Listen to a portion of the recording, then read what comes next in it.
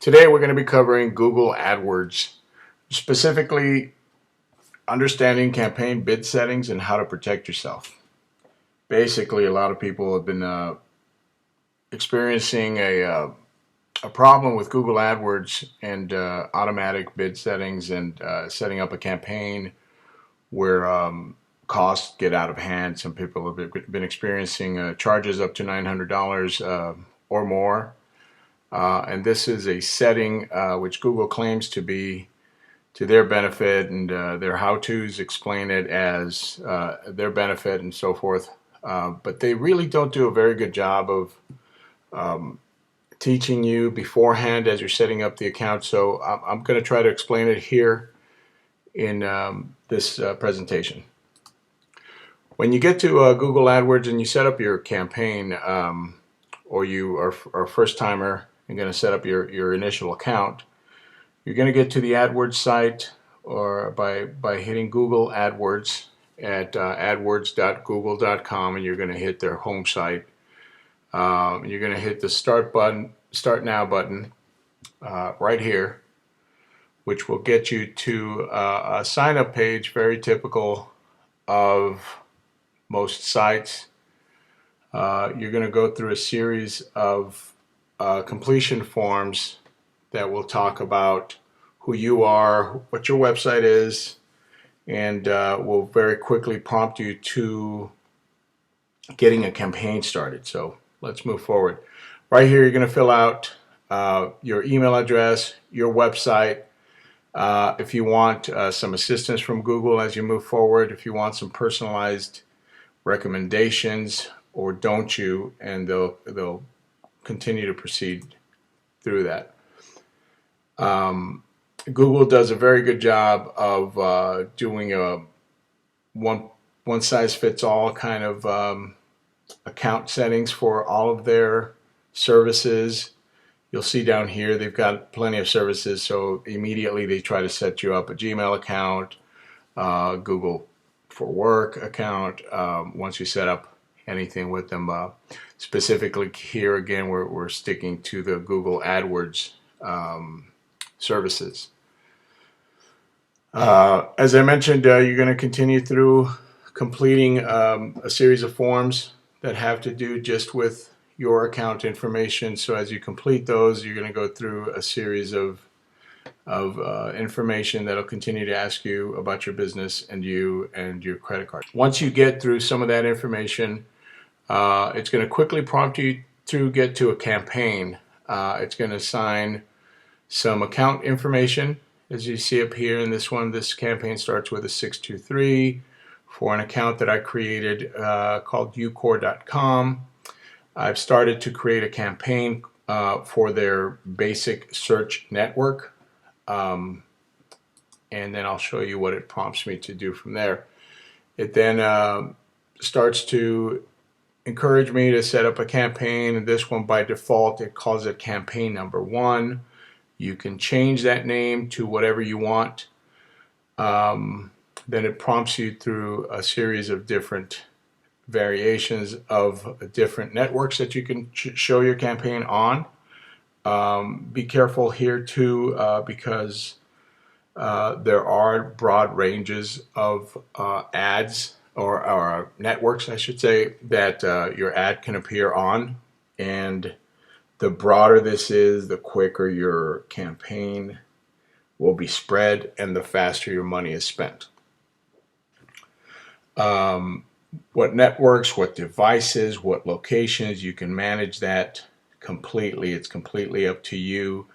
As you'll see towards the bottom, I don't know if I've got it all on the screen captures that I did here, but it'll ask you what languages do you want it to appear in case you choose for your ads to appear in different countries. So if you do choose United States and Canada, and you choose Quebec, you can choose for it to appear in French, as it's suggesting down below. So I did grab that. As you can see, I only chose English. I set a campaign bid for 20 cents for $1 per day, just knowing that I needed to be careful for the sake of this presentation. You can add other extensions, and you can learn a little bit more about this. I didn't want to get too much into this, but you can learn definitely a lot more. The question marks on each of these links will explain, or you can certainly take a tour that will explain what extensions are as you continue setting up your first campaign. Once you set up a campaign, you can create ad groups. And again, you want to learn what these are about. This presentation is specifically focused on just showing you how to watch out and making sure that your costs don't get out of hand. So I'll quickly just go through this and show you that this is still showing you the initial campaign that I set up. I'm telling it that my landing page isn't set up yet, but if you certainly do have a landing page, you want to give it that web address here. It'll start prompting you to using some of the tools that we want to use, which is why we want to go through this exercise. Is we want to take advantage of the tools like the keyword tool, the AdWords keyword tools, but we don't want campaigns to be running. So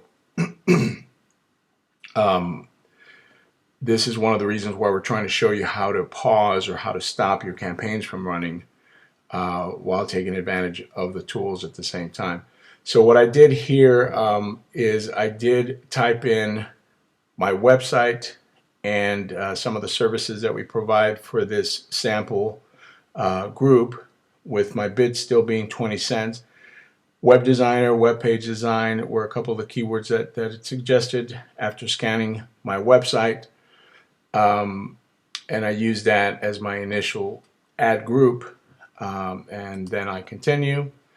Then it prompted me to start entering my billing information. This is where it starts asking you, the two options it gives you is either bank information, where it starts taking money directly from your bank, or a credit card or debit card as another option.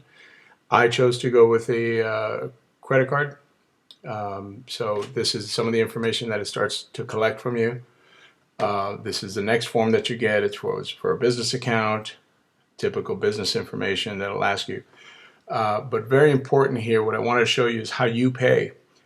By default, Google, as much as they claim to be the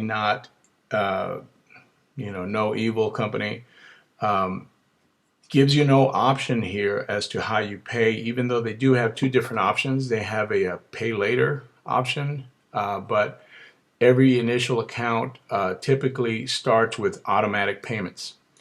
Automatic payments means exactly this. Your service will start immediately, and you pay after you accrue costs, which is a little vague.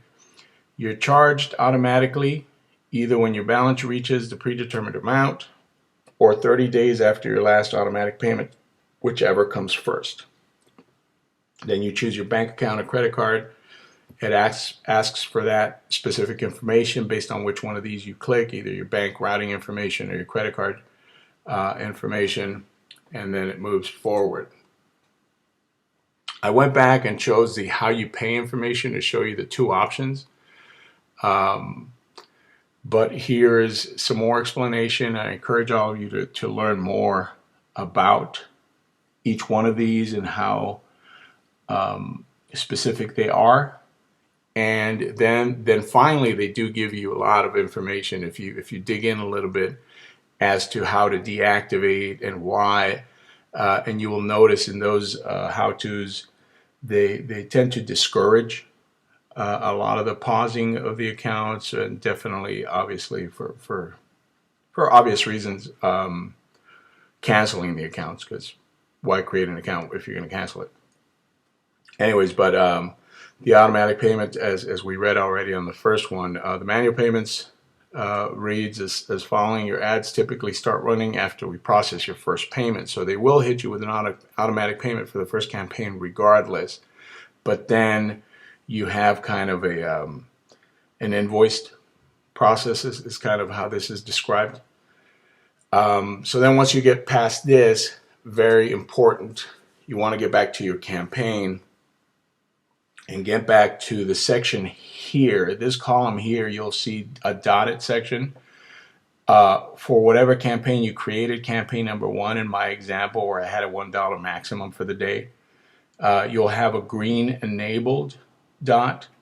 You want to select down on that one and make sure you choose paused, which will put the status back to paused, which will stop any charges on that account. You don't want to remove it because then it'll stop that, and then you won't be able to use some of the keyword functionality for that and play with the features that we want to choose and play with. But you certainly want to put this account on pause, or any others that you want to put on pause, to make sure that your credit card or bank account isn't getting hit with charges at this point. So I hope this has been helpful to all of you, and I encourage all of you to also continue looking through the Google how-tos, as hidden as they make them sometimes. Thank you.